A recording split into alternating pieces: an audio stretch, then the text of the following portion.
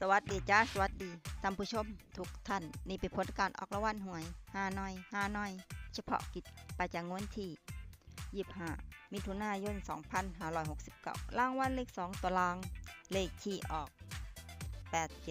8787รางวัลเลข5ตัวรางเลขที่ออก12287 12287รางวัลเลข2ตัวบนเลขที่ออก8181รางวัลเลข3ตัวบนเลขที่ออก581581รางวัลเลข5ตัวเลขที่ออก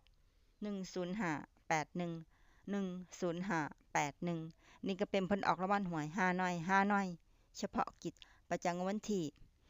25มิถุนายน2569ขอให้โชคดีมีชัยถูกหวยฮานอย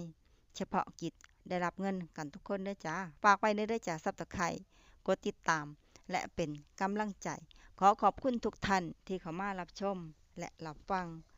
แล้วมาพบกันใหม่ในผลการออกหวยฮานอยในเวลา 17:30 น.ในฮานอยพิเศษสำหรับครั้งนี้ขอบคุณและสวัสดีจ้า